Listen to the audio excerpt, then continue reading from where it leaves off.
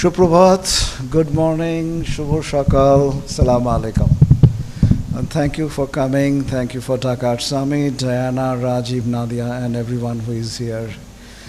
So, thanks Mustafa to thinking about me, though it is not your problem with the Coomaraswamy and Tagore and all. I'm a practicing artist from India, and always it's been a problem with me.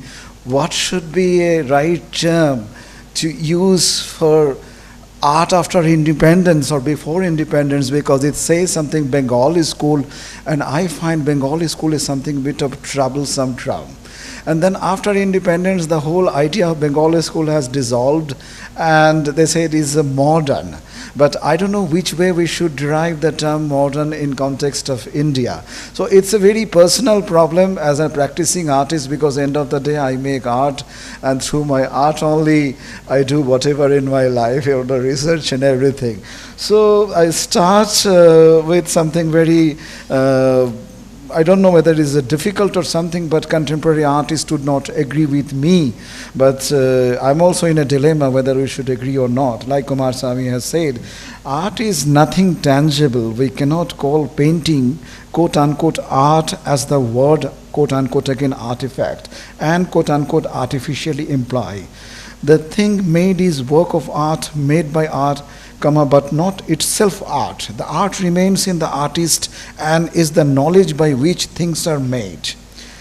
Then again he said, artist is not a special kind of man, but every man is a special kind of artist. The man incapable of completion cannot be an artist, but only a skillful workman. What Coomaraswamy suggested is that culture is a living heritage, not a museum piece. But all the time he was a curator of the Boston Museum of Fine Arts, and I don't know.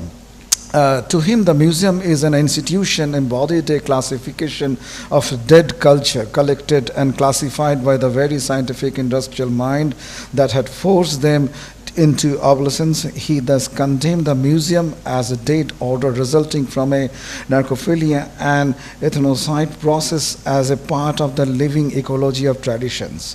Coomaraswamy felt that only a metaphysical view of traditional society could provide an ecological system where dualism of the symbolic and the instrumental did not exist, and he cited the case of an Indian woman who refused to buy a washing machine because she was worried about her washerman livelihood. I don't know whether still it is relevant today or not. It's a very strange word, because when I came to Delhi, the first thing I bought the washing machine in my life. I'm sorry, I'm just going a bit different. For Coomaraswamy, the craft model of tradition were ways that must be kept alive to remind science of vision and orders from which science itself is esteemed. In context of craft, I must say that still in India, the Government School of Art in Kolkata, we have Western style painting department and Indian style painting department. It's a very strange, after all these years of independence, India still having this sort of a department. And we have a big hierarchy of high art. The way we train, we artists, we have a big ego actually. I mean, that brought me into the research study or whatever, looking into these books and text, because it is, as I said, it's not your problem, it's my problem.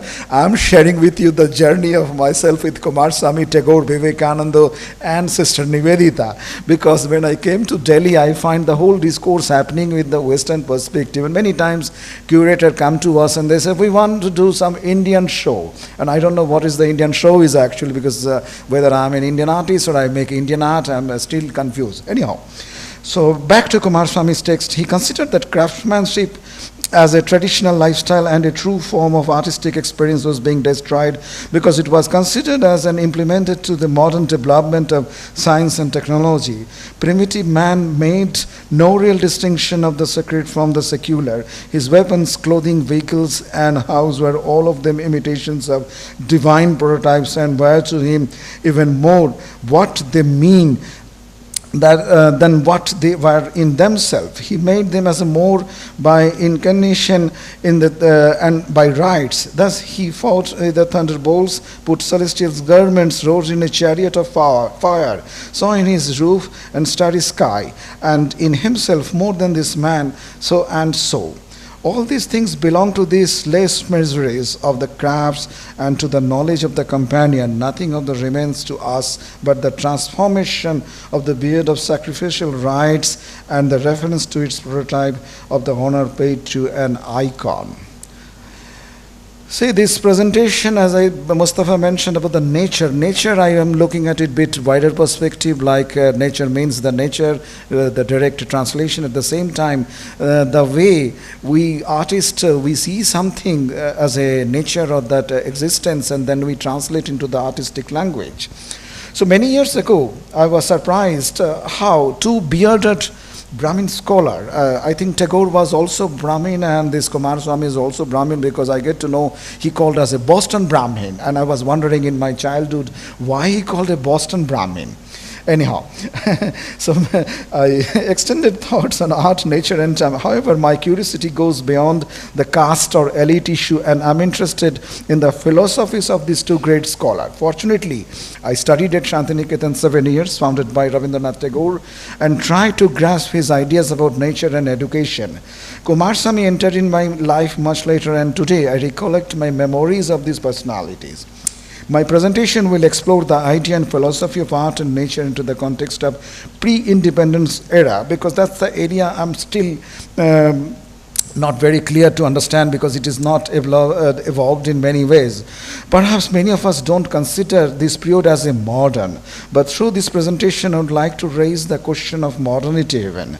I will try to open the door to historical context as discussed and perceived by Rabindranath and Coomaraswamy, as I feel I thought still relevant to the present some point.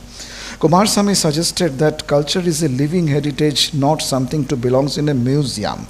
But I don't know which way this problem has to be, this issue has to be raised and questioned and keep alive. That's a very, very big issue, I believe, because with the government bureaucracy in India, it just seems next to impossible, I believe. Anyway.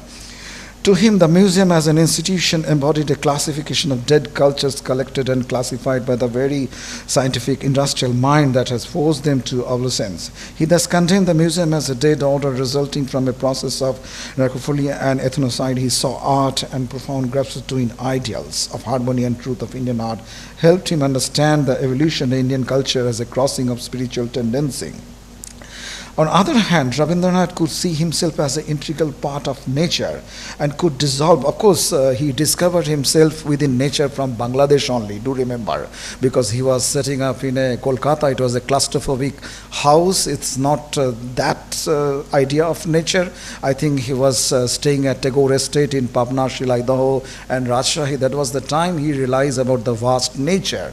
And he invited many artists, including Nandalal Bose, Mukul De, Gaganendranath, to realize the nature, realize the space. I think from that point of journey, he started talking about space, and also I did a work on that idea of space and Santiniketan architecture. That is a different thing. And nature and earth, water, air. In this state, he is no longer perceived the earth merely as earth or something apart from himself. The flow of water merged with a stream of joy in his soul, and he wrote. It's a bad translation, but I want this to share because I don't want to be too poetic, but it's a direct translation. If I be the earth, if I be water, if I be a twig, if I be a fruits of flower, if I travel the world and beyond with this one life, there would be no cause for care. Wherever I go, I would find the infinite self and the embrace of the boundless. Or return me, O earth, the child of your lap in your midst. It's written in the Auditorium. I made this simplified translation because it is interesting to look at his one poem called Duar. It's called Door. And perhaps for me it was a very early idea about the curatorial text from Tagore, because when Nandalal was doing the mural in Santiniketan Patavan doors, and before he starts each day and each door, Rabindranath used to give him a poem called Dorja. And that latter came compiled in a book, and it was a very simplified text actually to communicate with the artist. And I find it is amazing to do that, and still the mural exists. I don't know, I'm not showing that image perhaps, but it is there actually. So neither of these thinkers believed that art and nature belonged in a museum, but they attempted to associate them more closely with existing life. Of course, Vishwabharati is no more close with the nature anyway today. If you go there, nothing is there. I think during last late 90s or some early 20s, I think we have seen the last sunset. But still, it's fine. They try to educate us to preserve the essence of life, which is called art, and they include nature as an integral part of life. My presentation will also look at the thoughts of Swami Vivekananda and Sister Nivedita and the way they resonate with Indian art, because without their journey, I think Coomaraswamy and Rabindranath would not be complete. So let's start with the slides. Yes, so first slide, you can see the Swami Vivekananda as a Paribrajak. He realized the Indian art as well as the Western art even. And today, I think many of you know the Charles Freer Gallery, the Charles Freer invited him for dinner, and he opened up his Southeast Asian collection to look at Vivekananda. And also Vivekananda traveled to see many exhibitions with Patrick Geddes, the famous environmentalist and town planner. And the right hand, and he saw this woodwork left hand side of your panel. This one, it's in the Artpur in West Bengal, is a fascinating woodwork panel.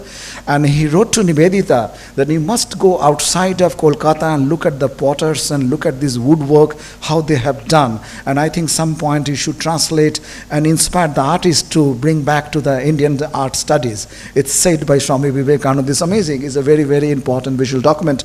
At the same time, this is Vivekananda's letter where he explaining why Ramakrishna Mission logo should be like this. It's a whole explanation of the Ramakrishna Mission logo.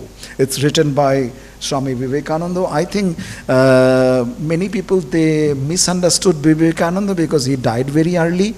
Again, he was a bit eccentric person, and of course sometime is a mess because this Turiyananda and Alasinga Perumal's letter has been published, and he said never publish all this letter, but Ramakrishna Mission did publish the letter, and that's a very, very anger letter. And sometimes people read that letter and they said, oh, Vivekananda was a bad person, he was a right-wing Hindu, but it's nothing to do with that. I think as an artist, I think I need to take that positive energy from every personality and every decade and go ahead with my artistic journey.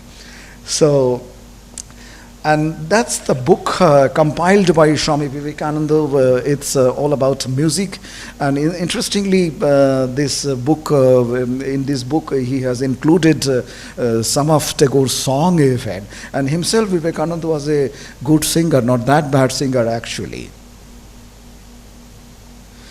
And yesterday Shatidi has already shown this drawing, but this is something, the original version, because those drawings has been translated in the many lino, woodcut and prints, but this is the original pen ending drawing first made by Nandalal Bose. And I think I got stuck with this drawing for some reason, because you see how this Shamar Thakur, Gagan Thakur and Rabindranath Tagore, they are in a relaxed mode.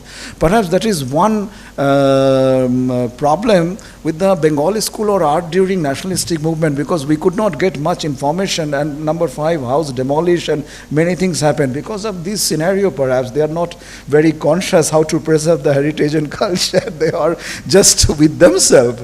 I don't know. And it's making the Tagore collection catalog from where they inspired their entire Bengali school as a working term. I'm using it, and Coomaraswamy was indicating Nandalal. I have seen some part of this visual catalog and few hundreds of drawings sitting at Kasturbai Lalbhai collection in Ahmedabad, and I think precisely 22 drawings exhibiting still in the LD Museum in Ahmedabad. I think one need to see that Mughal drawing. It's amazing, and one can really feel that how the Bengali school as a working term again, how it has been developed. And also Shatidi has explained about the space and everything that I will come later on about the Tagore House, because I have documented the entire Tagore House Museum in 2000-2001, and later on the entire Santiniketan architecture. So I had a little bit of experience of that house in many ways. And this is the left-hand side drawing.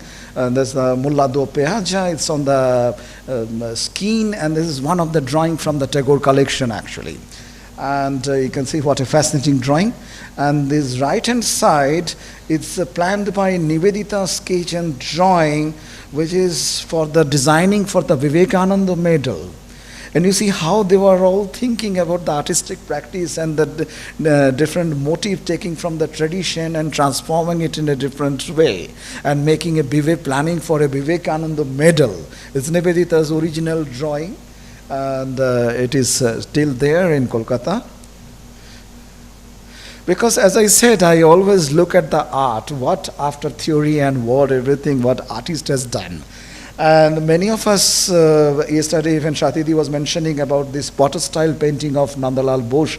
I think this is one potter style painting of Nandalal Bose which was selling through this grocery seller, and it's quite interesting how they looked at that potter style. At the same time, in architecture, one less known personality, Rabindranath Tagore. I must mention his name because every people talk about Rabindranath Tagore, but I think Avanindranath, Gaganendranath and Rabindranath, including Jyotirindranath, Suneni Devi would be mentioned.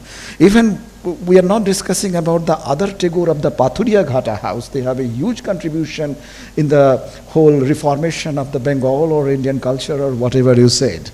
And this is, you can see how the Japanese influence from Fujiwara house, Nara period, it has been developed in Santiniketan house. It was, once upon a time, it was Avanindranath studio actually. And it's a wooden panel design. And this house, Udayan, if you have visited, you could see 50% concrete work and 50% wooden work. And wood and cement is just contemplating each other. Without wood, cement cannot stand. Without cement, wood cannot stand. It's amazing house actually. And I think hardly people has explored the idea of the utility design, the graphic, textile and architecture and many things, cartoon and everything related with the Bengali school or this Tagore family. You know, what they have done, an extended Tagore family and other people. Of course, this is Coomaraswamy and Tagore. We all know this photograph, but that's Ravindra Bharati collection. This fascinating portrait of Avanindranath Tagore he made the Coomaraswamy's portrait. And recently I discovered Tagore and Coomaraswamy's 4 correspondence, and of course, one correspondence with the O.C. Ganguly. And in that letters, in Tagore's letter, he was mentioning about Santiniketan and the Swadeshi and all. They're discussing a little bit. And the O.C. Ganguly's letter, he has mentioned about some old artistic literature, even the Vishnu Dharmottara Puran, what some of the books I think O.C. Ganguly has sent to Coomaraswamy. And O.C. Ganguly was asking, have you read the book and all, those sort of a discussion. It was quite interesting, the O.C. Ganguly's letter and this Tagore and AKC letter. That's just a recent discovery. And as I mentioned that Bengali school was quite fascinating, and how they are looking at the whole idea of this Vivekananda, Nivedita, Coomaraswamy and Tagore, and they're expanding into the artistic practice. This is something 1921 exhibition is published 1921, but I believe the exhibition happened in 1920 in Indian Society of Oriental Art in Kolkata. And you see, today we talk about site-specific installation, but I think this is a very interesting example of the site-specific installation, because they have their interior, furniture and a lot of things along with their art and sculpture within that. It's fascinating. Even this time Venezia Biennale, I have seen in Palazzo Fortuny, they have very similar concept, and they said, oh, it's a very new concept. Though I sent the curator to this image, I said, well, look, whether it is new or old, I don't know. I'm not the person to argue it, but this is also one evidence actually. So I think this is very important for me, and that's why it's a problem with me, and what is to accept and what not to accept, and how one should look at the idea of modern, you know. And this is fascinating example. It is published in Rupam. You can see this is edited by O.C. Ganguly. He used to do this Rupam magazine. And as Coomaraswamy said, to looking at the crafts and all sorts of things, and you can see this important evidence of the Tagore family member, Ovan Gagan, Shamarendranath. They're all sitting at the southern veranda, and they're looking at that Bengal toys, terracotta toys or brass toys. This is fascinating example, and it's not just they are casually, I think they are having a very deep discourse on that in some of the examples of this drawing. The toy, it is not available all of them, but few of them sometime you can see in the village. And strangely, this kind of toys I have seen made by the women artists in the village. The husband make the sophisticated one the way we train them, because we are the one who try to revive the craft, and that's, I think, one point we murdered the craft and traditional art. But these women, they are still alive and they're making fascinating work. I have some of the toys in my collection, is amazing.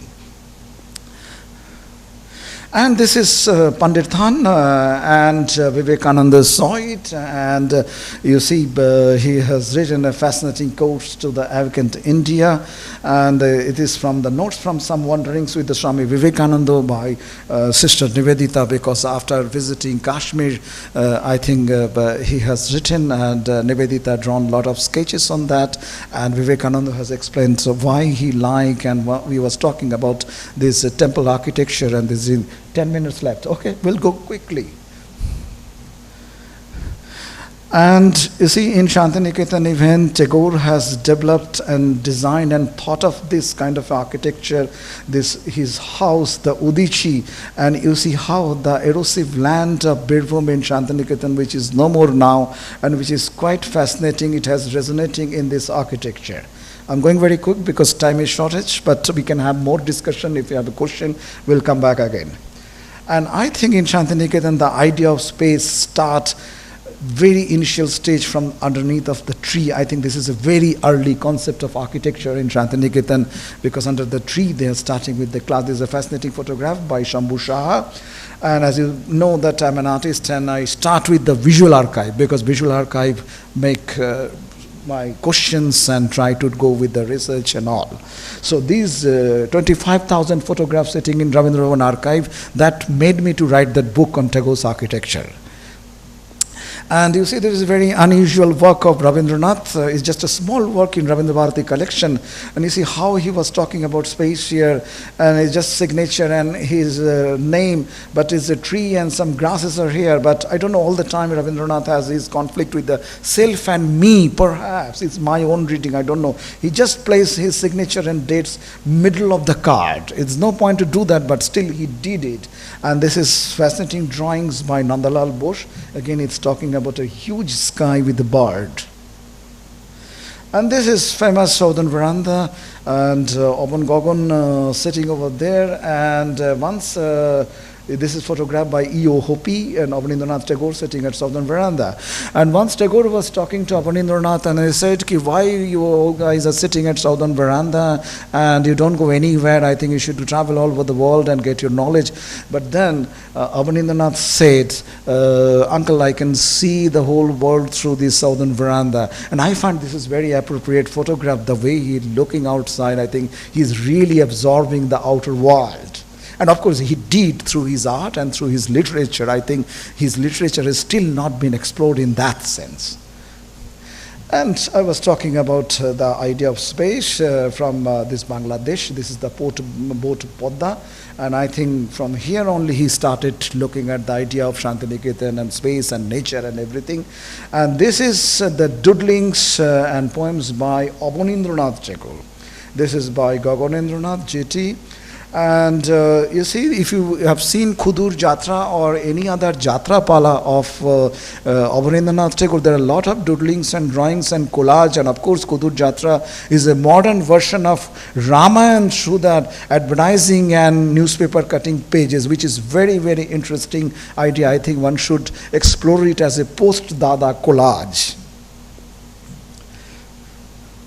And this is my reading how the Tagore's work was translating from his own house and Santiniketan architecture and many things. This is the grand mirror in Jorashako house, and you see how the total internal reflection happening through this mirror. And this is something kind of an architectonic quality and self-expression of this Tagore's work. And this is my work as a practicing artist. I look at this archival material and built up something new archive to reread the archivist approach. This is the tree house by Kimotaro Kasahara, the Japanese artist who did work in Santiniketan in lot. This house is no more exist. But you see here again how Tagore has drawn this drawing. It's amazing, it's interesting. It's not resonating that same house, but some point it is up from the ground and it is very different approach to that. And one of the finest example of the exhibition come education photograph by Alain Danielou and Remo Bornier. And this space is still exists, but it's not like this. It has got a skylight, and this skylight he saw in the Java Palace. And he wrote to Shurenkor and Rabindranath Ki, can you do it like that? So this is a kind of a skylight which is coming. They are having a class at the same time. They are having an exhibition here. It's called Habel Hall, and it's got a fascinating mural within it. But if you go there, you might not see. And again, in Tagore's painting and his architecture, it's just my own reading how it is resonating and how it is mixing up together with the physical architecture and his own drawing, you know. And oh yes, this is the Duar poem actually. You can see it's a very simple English, but this is the 4 poem he used to give Shurenkor before he start his mural every day. And this is again this Tagore's boat and perhaps his own idea and existence something. And this is the boat he has used during his stay at Shilaidaho in Bangladesh. And in 1930s, I think one would not imagine what could be the exhibition site. It's not just a experimental architecture, Choiti, but it is also a site to exhibit the best artwork from Santiniketan Ashram. Just imagine in 1930s they have thought of this space to exhibit artwork. And today we designed the exhibition space and many things, but this is a fascinating site. But again, by the name of restoration, it has got totally distracted, but still you can see the evidence. This is an old photograph during 1940s and 50s, but it is totally important site, I believe, and they have developed it. So you can see how they have translated the whole idea of nature, idea of the tradition and many things into the education system. But again, if you come back to the relevancy and consistency and existence, that's a big question that I'm not going right now, but that perhaps will come to the discussion. But again, you see this is the same photograph, but at the same time my teacher and friend Professor Devashish Banerjee has articulated that is a kind of an idea of Advaita. So of course this idea of Advaita, Vedanta and Upanishad was very fascinated with the Vivekananda and Nivedita and also Tagore later on, and also with the Coomaraswamy. And now see how this Rabindranath made this painting is a tears holding with the lotus leaf. We can't see perhaps the detail of this work in this slide, but it is there in the print. And many of us, we talk about Tagore was colorblind or his paintings are very mystic, this and that. But this is Rabindranath's painting, and I think it's very important evidence because you see in Santiniketan, he was sitting on the open terrace and look at the light condition over the sky. It is very interesting evidence to look at and read the Tagore painting in a different way and why he made that mystic sky, or that's, the paintings were kind of emerging from the surface all the time. Tagore painting was not a very preconceived thing. It's just an emerging journey, the way nature transformed themselves. And the left hand side is the furniture designed by Rabindranath Tagore. It is still there. It is a fascinating furniture where you have your studies, where you have your breakfast table. Okay, time up. So, sorry, quickly run through the slides. GNT showed Tagore like this. Is not during non-cooperation movement. Tagore was flying to abroad. He was not taking part in the non-cooperation in India, and that's Bharat Mata. Okay, so quickly, that's a very beautiful drawing by Rabindranath in early stage, and this is by Rabindranath. Look at the furniture designed by Tagore. Sorry, I have to be quick because time out. That's the Japanese in the Sankiyan garden, and that's Tagore drawing. He proposed to make it in Santiniketan. Okay, I'm not speaking, just go through the slides, that will be too long.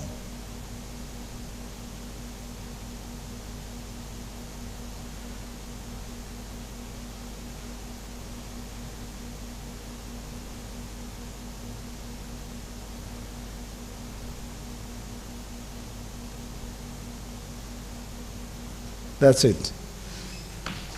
Thank you.